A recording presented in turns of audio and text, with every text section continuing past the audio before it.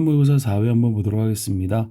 자, 이번 질문이 조금 까다로운 질문 중에 하나죠. 그래서 가에다의 문제를 먼저 형태를 보시게 되면, 자, 내용에 대한 정리의 문제가 하나 제시되어 있고, 그 다음에 또 하나, 그쵸, 두 개가 들어가 있어요. 조금 까다로울 수 있기 때문에 전체적인 내용 파악을 좀 확인하고 들어가도록 하겠습니다. 자, 첫 번째 대답 볼게요. 사람이 살아가는 데 필요한 자원은 물건과 타인 행위를 나눌 수 있다. 그렇죠? 이러한 자원은 민법상 권리의 대상이 되는데 물건을 대전하는 권리를 물권이라는 정의 나와 있죠. 항상 기억합시다. 정의. 타인 행위를 요구할 수 있는 권리를 채권이라고 이야기해 줍니다. 민법에서 권리의 발생과 소멸, 이전 등과 같은 권리의 변동이 일어나려면 그 영향을 받는 당사자들의 합의인 계약이 필요한 것이 원칙입니다. 예컨대 채권이 발생하려면 채권자와 채무자 사이의 계약이 필요하고요.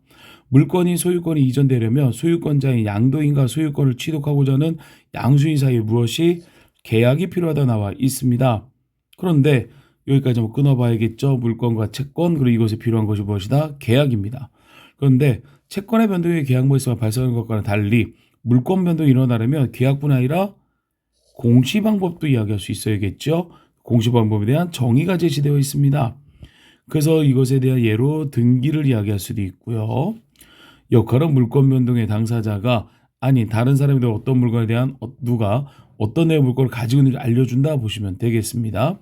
그래서 채무자에게만 주장할 수 있는 권리인 채권과 달리 물건은 모든 사람이 주장할 수 있는 권리이기 때문이다 라고 얘기하죠. 이걸 확인할 수 있는 게 뭐야? 바로 등기 이야기할 수 있었습니다. 자, 문법상의 권리 변동에 관한 이야기를 꺼내줍니다. 계약 없이 이루어질 수도 있는데 이때는 법률에 규정된 요건이 충족되면 당사자 의사 무관의 권리 변동이 일어난다 나와 있습니다. 또한 법률에 의한 물권 변동과 계약에 의해 물권 변동과 달리 공시 방법을 갖추지 않아도 일어날 수 있다 얘기해 주네요. 예컨대 빚을 갚지 못한 채무자의 재산을 법원에서 경매하는 경우 법원의 매각허가 결정을 받은 매수인이 매각 대금을 납부하면 등기를 하지 않아도 곧바로 소유권을 취득합니다. 또한 부동산 소유자가 사망한 경우 망인의 죽은 사람이죠. 배우자나 자녀 등의 상속으로 등기 없이 부동산을 상속할 수 있고요. 이처럼 법률에 의한 물권 변동 공시 방법이 없이 발생하지만 나중에 갖출 수 있다고 얘기하죠. 부동산에 대한 상속권을 등기할 수 있다라고 얘기합니다. 자, 물건은 여러 종류가 있는데 그 중에서도 담보 물건에 대한 정의를 이야기합니다. 물건의 사용이 아니라 금전 채권자의 채권의 회수를 목적으로 한다는 점에서 물건의 사용을 목적으로 하는 소유권 등의 물건과는 다르다 이야기하지요. 담보 물건은 금전 지급을 하는 특정한 행위를 요구할 수 있는 권리인 금전 채권의 실현을 위해 필요한 것이다. 그 이유는 무엇에 나와 있지요? 채무자가 금전을 지급할 채무를 이행하지 못하면 채권자는 채무자가 가진 물건을 법원 경매로 팔고 매수인이 납부한 매각 대금 받을 수 있다. 왜? 목적이 보니까 회수가 목적이니까요. 채권의 회수. 이때 동일한 채무자에 대한 금전 채권자가 여러 명일 때, 여러 명이면 경매 대금을 각자의 채권에게 비례하여 나눠 가지는 것이 원칙이므로 특정한 채권자가 자신의 채권 전액을 먼저 받을 수 있는 권리인 우선 변제권은 예외적으로만 인정된다. 자, 원래 똑같이 다 비례해서 나누는 원칙이지만 여기 우선 변제권은 면제라고 얘기하면 우선이라고 얘기합니다. 담보 물건은 이러한 우선 변제권을 내용으로 하는데 우선 변제권은 채무자뿐만 아니라 동일한 채무자에 대한 다른 채권자에도 주장할 수 있어야 된다. 이를 위해 물건의 성질을 가져야 돼. 그 이유가 뭐야? 다른 채권자에게 주장하기 위해서. 이러한 식의 인과에 대한 내용들을 기억하셔야 됩니다. 왜 이래 이거 혹시가. 이렇게 인과에 관한 내용들을 떠올려 줄 수 있어야 돼요. 자, 담보 물건은 소유권 등에 다른 물건들이 가지는 일반적인 성질과는 구별되는 고유한 특성을 가진다. 이러한 특성은 담보 물건의 목적은 물건의 사용이 아니라 채권자의 금전 채권 회수라는 것을 반영한다. 첫째, 담보 물건은 볼게요. 목적을 이야기했고요. 고유한 특성에 대해서 이야기됩니다. 첫째, 채무자가 갚으면 자동 소멸하는데 이것을 법률에 의해 물권 변동에 해당한다. 자, 보세요. 전액을 갚으면 소멸됩니다. 둘째, 채무자가 갚기 전까지는 담보물 전부에 대해 담보물권 유지가 되고요. 셋째, 담보물권의 대상은 물건 전체가 아니라 물건의 가치이므로 물건이 사라져도 그 물건을 대체할 이익이 발생하면 그 이익이 담보물권의 대상이 된다 이야기합니다. 예컨대 담보물인 주택이 불타 없어지더라도 주택의 소유자인 채무자가 최저 화재보험금 청구권을 취득하면 담보물권자는 원래 담보물 대신 화재보험에 대한 담보물권을 행사할 수 있다라고 이야기합니다. 자, 비문화 좀 꼼꼼히 한번 읽어봤는데 왜? 내용 일치 문제이기 때문에요. 물건은 누구에게 행사할 수 있는 권리야? 그쵸? 모든 사람에게 다 행사할 수 있다 그랬죠. 자, 어떤 물건이나 물건이 변동되면 그 내용을 누구나 알 수 있어야 됩니다. 이를 위해 뭐가 필요하다 그랬어 아까? 그렇죠. 공시 방법이 필요하다 그랬죠. 필요합니다. 다만 법률 규정에 의한 물건 변동은 똑같아. 잘 기억해 얘들아. 가천대에 얘네가 장난쳤던 게 뭐냐면 빈칸의 개수와 답의 개수가 항상 같지가 않아요. 알겠니? 지금도 빈칸은 하나, 둘, 셋, 넷, 5개죠. 5개지만 답을 요구하는 건 4개밖에 되지 않습니다. 있지? 요걸 체크해 줘야 돼. 역시 공시 방법이 없어도 일어난다고 똑같은 말이죠. 나니까. 물건 죄서사의 물건 자체 이용이 아니라 무엇을 돕는 거? 그렇죠. 채권 회수를 돕는 것을 우리 뭐라 그런다? 담보 물건이라고 이야기합니다. 라고 봐주시면 되겠습니다. 자, A 담보 물건에 대한 설명 아까 그 단락 정리하면서 봐야겠죠. 물건의 성질을 가진 이유로 채무자뿐만 아니라 다른 뭐였습니까? 우리 채권자들에게도 자신의 걸 주장하기 위하기 때문이라 그랬죠. 담보 물건 채권 회수를 목적으로 한다 그랬고요.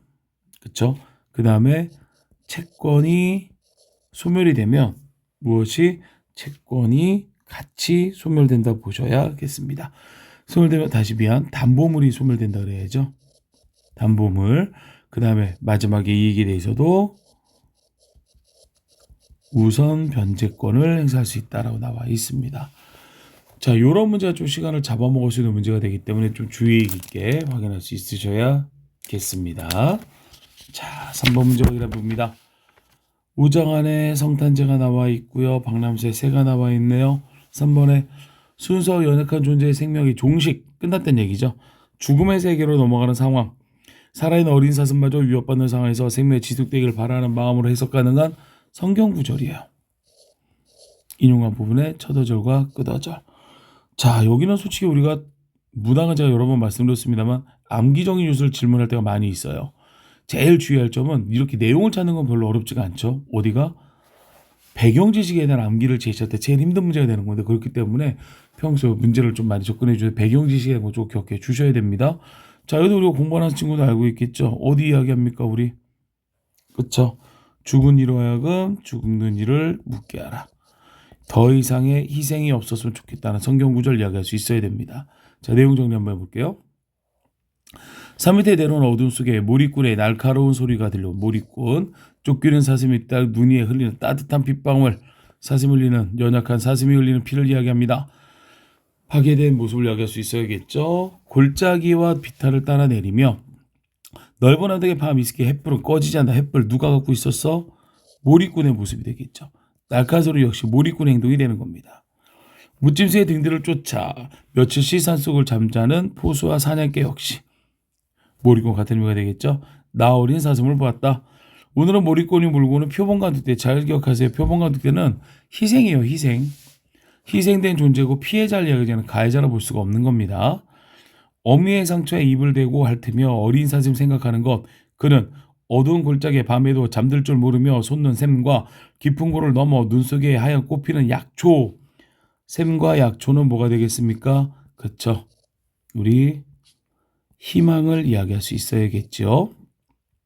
아슬한 참으라 아슬한 곳에서 쇠북 소리 역시 저 몰입꾼의 소리와 같은 말이 되겠습니다. 울린다. 죽으라 죽으라 하라. 희생이 더 이상 있으면 안 되겠다는 의지적인 성경 구절 이야기할 수 있고 소망적인 길에 돌아가는 사슴의 뒷밤에 맑은 이슬이 흐르고 눈 위엔 아직도 따뜻한 빗방울이 흐르고 있다라고 이야기합니다. 자, 그래서 여기 정답은 바로 찾을 수 있어야겠지요. 첫 어절이니까 뭐가 되는 겁니까? 죽은에서부터 하라 이야기해 주면 되겠습니다. 자, 4번에 폭력적 현실에 대한 연약한 존재를 형상화한 식구를 찾으래요. 일제, 이거 가라는 말 안 넣었군요.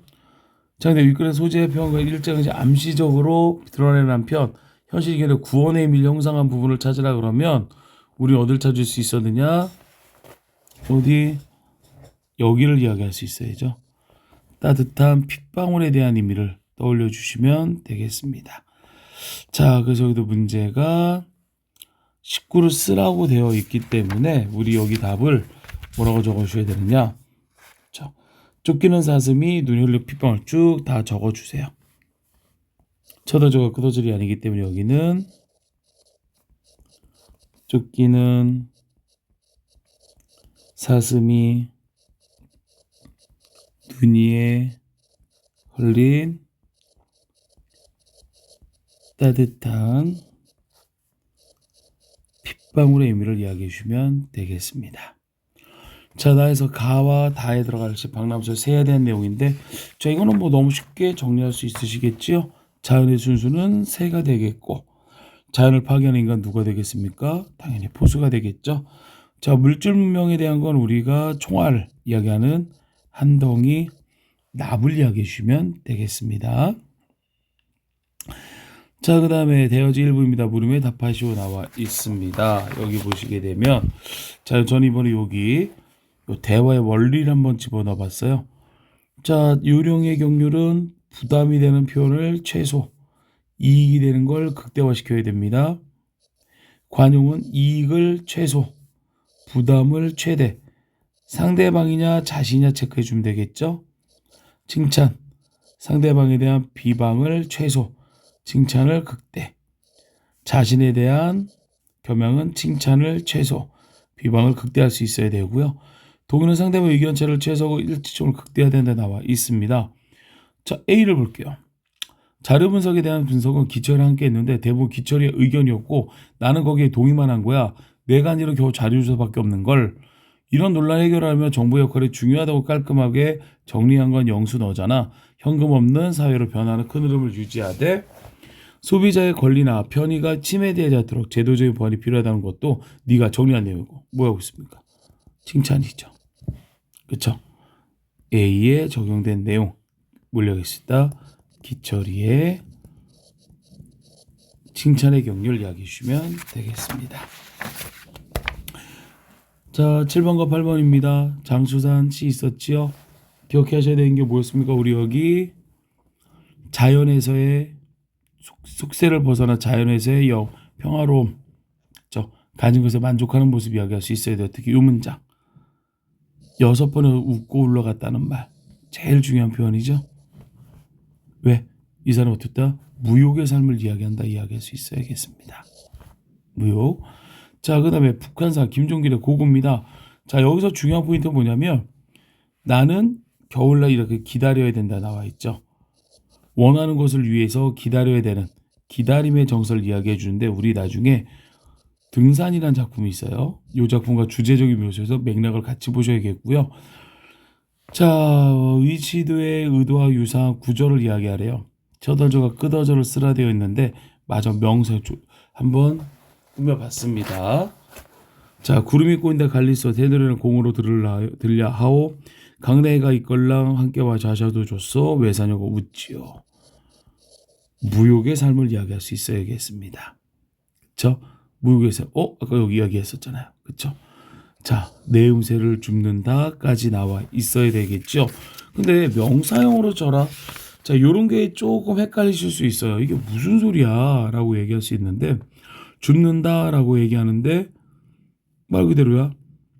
의도와 유사한 화자의 의도와 유사한 구절은 방금 요 밑줄을 쳤단 말이야. 그지? 그쵸? 쳤는데 보시면 내 음새를 줍는다 나와 있어서 자, 이거는 윗절지 6번에 치고 올라간 뒤 조차리 늙은 산에 남김 내 음새를 줍는다. 오케이.